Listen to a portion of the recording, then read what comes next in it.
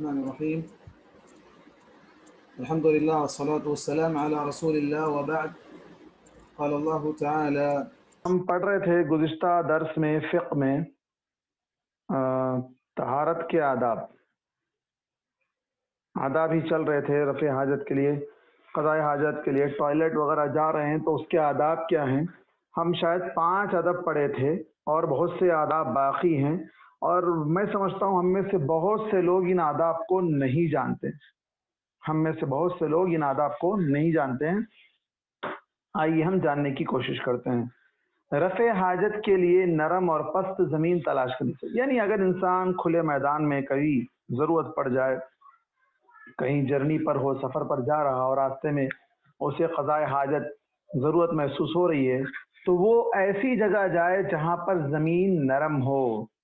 پتھر یا سخت زمین پر پیشاب نہیں کرنا چاہیے، اس لیے کہ اس سے ڈر یہ ہے کہ وہ چھینٹے اچھل کر کپڑوں پر آ جائیں گے. اس سلسلے میں ایک روایت ہے، حضرت ابو موسیٰ سے روایت ہے کہ نبی کریم صلی اللہ علیہ وسلم ایک دیوار کے قریب آئے اور نرم جگہ دیکھ کر پیشاب کیا. بعد نے فرمایا جب تم میں سے کوئی شخص پیشاب کرے تو نرم زمین تلاش کرے. یہاں تھوڑا سا ہم رکتے ہیں یہ جاننے کے لیے کہ پیشاب کے چھینٹے، انسان کے پیشاب کے چھینٹوں سے بچنے کی اتنی اہمیت اسلام میں دی گئی. ایک تو سب سے پہلے الطہور شطر الایمان، پاکی صفائی آدھا ایمان. اب جو شخص پیشاب کے چھینٹوں سے نہیں بچتا ہے، پیشاب کے چھینٹوں سے بچنے کا حکم ہے. آپ دیکھیں، اندازہ لگائیں، اسلام میں ہم کو پیشاب جو کہ انسان کی روزمرہ زندگی کا ایک روٹین، ایک حصہ ہے، اس سے بچنے کی تاکید کی گئی ہے. اور اگر کوئی شخص پیشاب کے چھینٹوں سے نہیں بچتا ہے تو قبر کے اندر اس کو عذاب ہوگا. جیسے کہ ایک مشہور حدیث ہے، اللہ کے نبی صلی اللہ علیہ وسلم ایک مرتبہ 2 قبروں سے گزر رہے تھے. آپ نے کہا کہ ان 2 قبروں والوں کو عذاب ہو رہا ہے، ان 2 قبر والوں کو عذاب ہو رہا ہے. ایک ان میں سے وہ ہے جو پیشاب کے چھینٹوں سے نہیں بچتا تھا، دوسرا وہ ہے جو چغلی کرتا تھا، ادھر کی بات گیا ادھر لگایا، ادھر کی آ کر ادھر لگایا، ساس کی بہو کو لگائے، بہو کی ساس کو لگائے، ادھر کا باس کا جو ہے نا نوکر کو لگائے، نوکر کا باس کو لگائے، پڑوسیوں کا ادھر کی پڑوسی کو ادھر لگائے، ادھر کا کے ادھر لگائے. تو اس طرح یہ جو چغل خور ہے، تو یہ چغل خوری بھی قبر کے عذاب کا ایک حصہ ہے. اور اسی طرح پیشاب کے چھینٹوں سے نہ بچنا بھی. پیشاب کے چھینٹوں سے نہ بچنے پر یہ سزا ہے. تو وہ لوگ جو اپنے ہاتھوں سے برے عمل کرتے ہیں، وہ لوگ جو پیشاب کے علاوہ اپنی خواہشات کو پورا کرنے کے لیے جو غلط حرکتیں کرتے ہیں، تو ان کا کیا عالم ہوگا، اندازہ لگائیں. اللہ محفوظ رکھے. اس کے بعد 7واں ادب ہے، کسی جانور کے بل میں پیشاب نہ کیا جائے. آپ باہر کھلی زمین میں اوپن پلیس میں کبھی گئے ہیں کہیں؟ اس سے پہلے یہاں ایک بات یاد رکھیں کہ اوپن پلیس میں بھی آپ جائیں گے تو لوگوں سے دور، نگاہوں سے دور ہو کر جائیں گے. اس سے پہلے ادب گزر چکا ہے کہ کسی کو نظر نہیں آنا چاہیے. آپ دیکھیں گے لوگ جو ہے نا یہاں سامنے ہمارے پاس جو ہمارے ہندوانہ ماحول یہاں کا کلچر ہے، روڈ پہ ٹھہرے جدھر چاہے جیسے چاہے بس شروع ہو جائیں، تو یہ بے ادب اور بالکل جو ہے گھٹیا قسم کے لوگ ہیں. تو پھر بھی دوسری بات جو اس حدیث کے اندر کہی گئی کہ اس بات جو کہ ابو داؤد اور نسائی اور حاکم وغیرہ کی روایت ہے، اللہ کے رسول صلی اللہ علیہ وسلم نے کسی جانور کے بل میں پیشاب کرنے سے منع کیا ہے.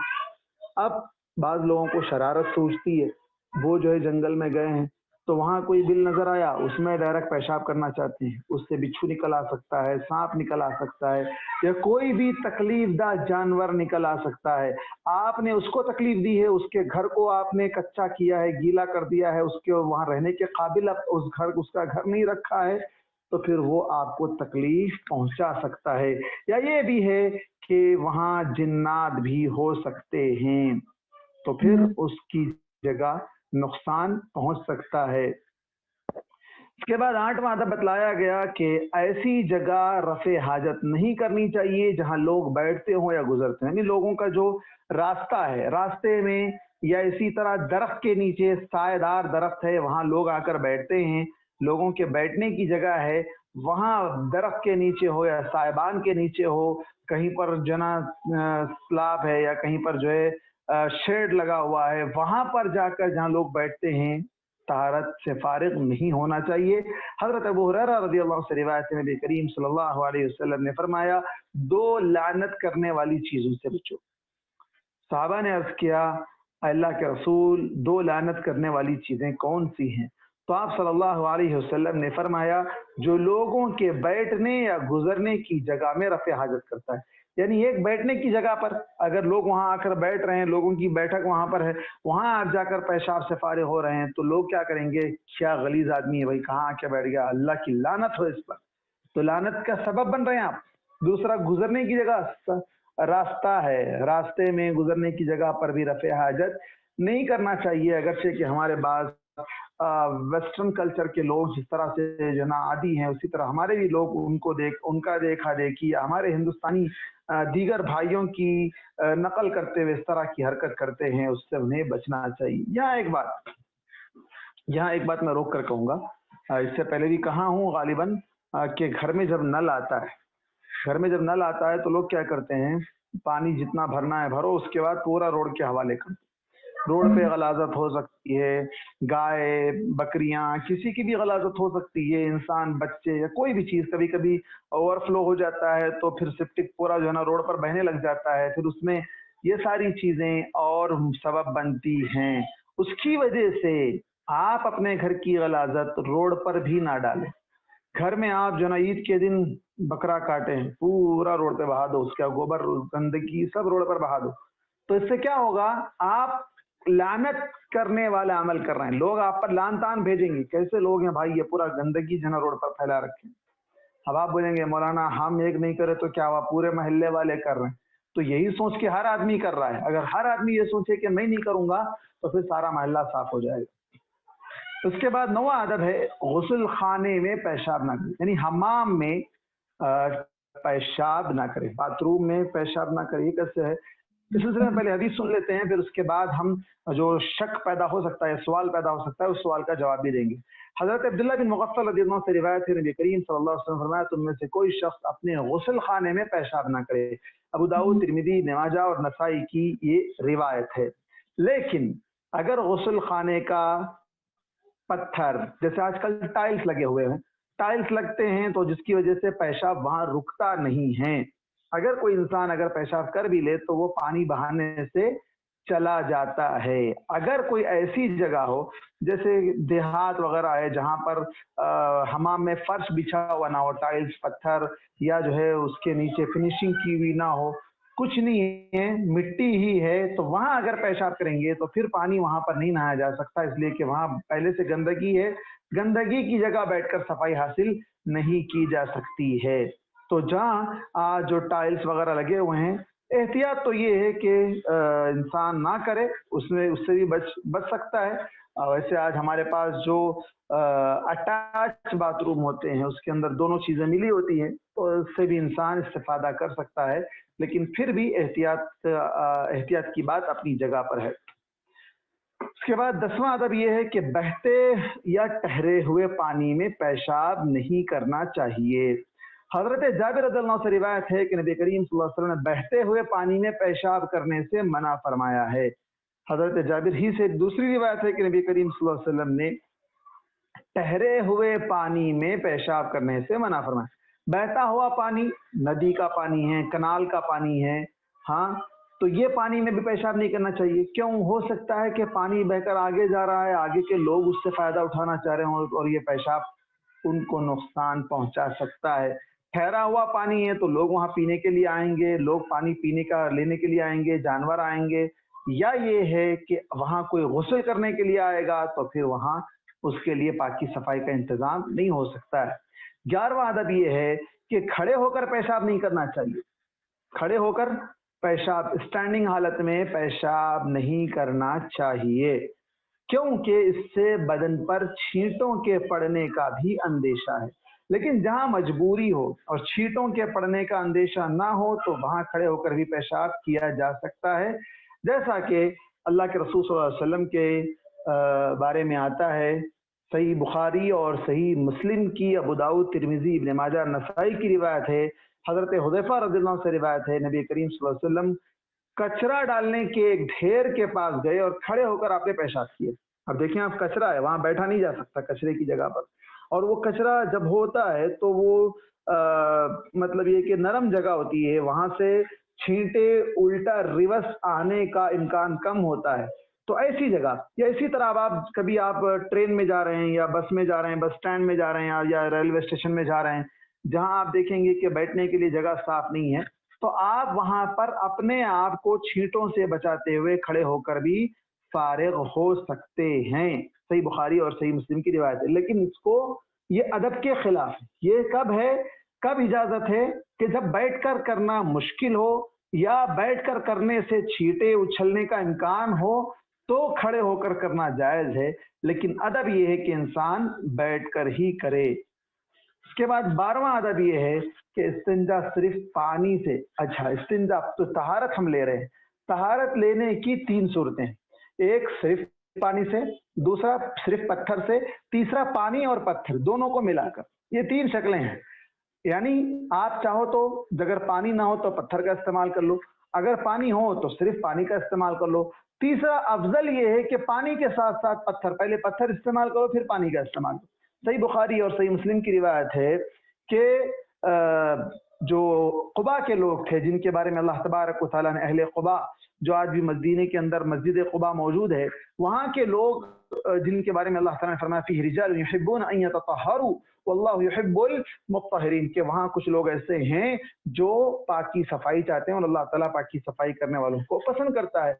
उनसे पूछा गया कि भाई क्या बात है, अल्लाह तबारक व तआला ने तुम्हारी तारीफ की है। तो उन लोगों ने बतलाया कि हम इस्तिंजा में पहले पत्थर इस्तेमाल करते हैं और उसके बाद पानी। ये रिवायत सनद के लिहाज से थोड़ी ज़ईफ है, लेकिन अल्लाह तबारक व तआला ने इस सिलसिले में आयत नाजिल फरमाई है जो अबू दाऊद और तिरमिज़ी इब्न माजा की रिवायत के अंदर है। ये लोग पानी के साथ साथ पत्थर का भी इस्तेमाल किया करते थे।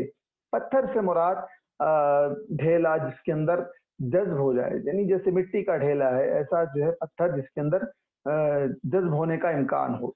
लेकिन अगर आप घर में ये सारी चीजें रखेंगे तो गलाजत फैल सकती है, तो पानी पर भी इक्तिफा किया जा सकता है। और अगर कभी सफर पर आप बाहर जाएं और वहां आपको पानी ना मिले तो आप ढेला ही लेंगे, वहां आप गोबर या हड्डी से इस्तिंजा नहीं करेंगे। अल्लाह के रसूल सल्लल्लाहु अलैहि वसल्लम ने उससे मना किया है। 13वां अदब है इस्तिंजा के लिए दायां हाथ इस्तेमाल नहीं करना चाहिए, राइट हैंड यूज नहीं करना चाहिए, राइट हैंड यूज नहीं करना चाहिए। सही मुस्लिम, अबू दाऊद और तिरमिज़ी की रिवायत है, हजरत सलमान फारसी रजी अल्लाह अन्हु से बाद मुशरिकीन ने मजाक करते हुए कहा तुम्हारे नबी सल्लल्लाहु अलैहि वसल्लम ने तुम्हें हर चीज सिखा दी है, हत्ता कि पेशाब व पाखाना करना भी सिखाया है। यानी एक ताज्जुब के अंदाज में, एक ताना देने के अंदाज में कहा। हजरत सलमान फारसी ने जवाब दिया, हाँ हमारे नबी सल्लल्लाहु अलैहि वसल्लम ने मना फरमाया है कि हम पेशाब व पाखाना करते वक्त किबले की तरफ रुख या पीठ करें, और ये कि हम दाएं हाथ से इस्तिंजा करें, और ये कि हम में से कोई शख्स 3 से कम पत्थरों से नजासत दूर करे, और ये कि लीद या हड्डी से इस्तिंजा करे। सही मुस्लिम की रिवायत। तफसील क्या है, आपने कहा कि पेशाब पैखाने के वक्त किबला रुख या पीठ होकर ना बैठें। इससे पहले ये बात गुजर चुकी है कि ये कहाँ की बात है, खुले मैदान की बात है। अगर आप घर के अंदर हैं और वहां पर भी आप अपना घर बना रहे हैं, जगह काफी मौजूद है, तो आपको इस बात का ख्याल रखते हुए बनाना चाहिए। लेकिन बसा औकात जगह की तंगी की वजह से कुछ आगे पीछे करना पड़ता है, तो वहां आप अंदर बनाने की वजह से अगर किबले की तरफ रुख भी हो रहा है या पीठ भी हो रही है तो कर सकते हैं, चूंकि वो दीवारों के अंदर है।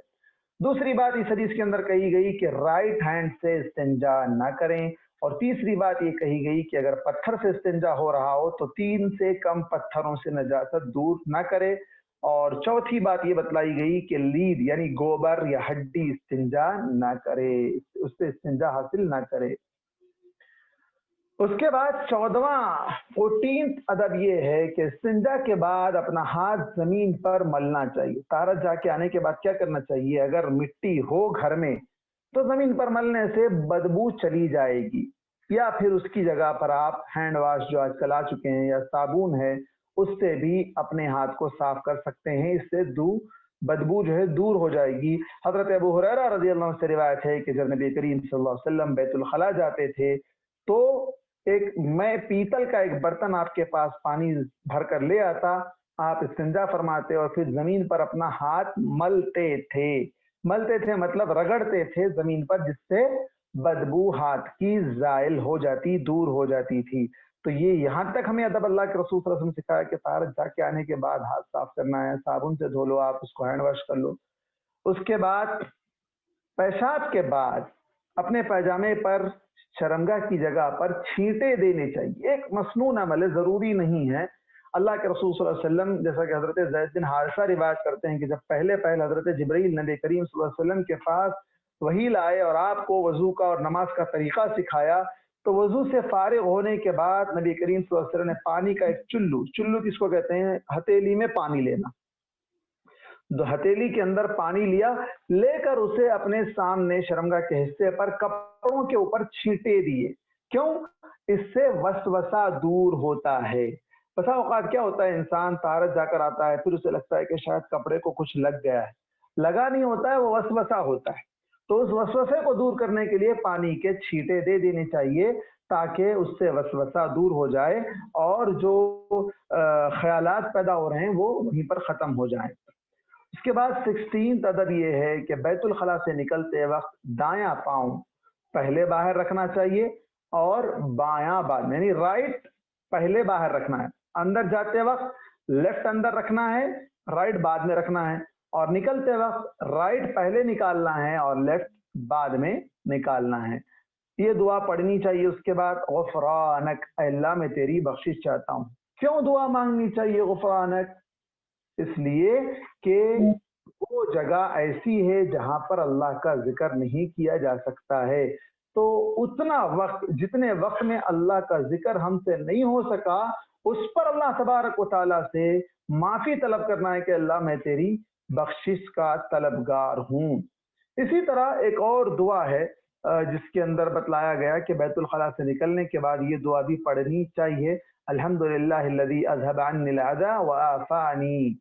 तमाम तारीफें उस अल्लाह के लिए जिसने मुझसे गंदगी को दूर कर दिया और उसने मुझे आफियत बख्शी। अगर से कि रिवायत सनद के एतबार से कमजोर है, लेकिन माने के एतबार से आप देखें कि इंसान को जब पेट में दर्द होता है, तकलीफ होती है, इसी तरह पेशाब की तकलीफ होती है, जब तक वो फारिग नहीं हो जाता तब तक उसे सुकून नहीं मिलता है, वो बेचैनी के आलम में होता है। यहाँ तक कि ये हालत ऐसी होती है कि ऐसी हालत में नमाज पढ़ने से भी मना किया गया। जमात ठहर गई है लेकिन आपको पेट में तकलीफ हो रही है, आपको पेशाब आ रहा है, तो आपको पहले इन चीजों से फारिग होना है, उसके बाद सुकून से नमाज अदा करना है। बेचैनी की हालत में जमात छूट जा रही है, ये कहकर आप नमाज अदा नहीं कर सकते हैं, पहले आपको इन चीजों से फारिग होना है। तो इसीलिए इस दुआ के अंदर जो अल्फाज आए हैं कि मुझे गंदगी मुझसे दूर कर दी है और आफियत बख्शी, आफियत में इंसान आ जाता है, अल्लाह तबारक व तआला उसको उस तकलीफ से नजात दिला देता है जिसमें वो होता है।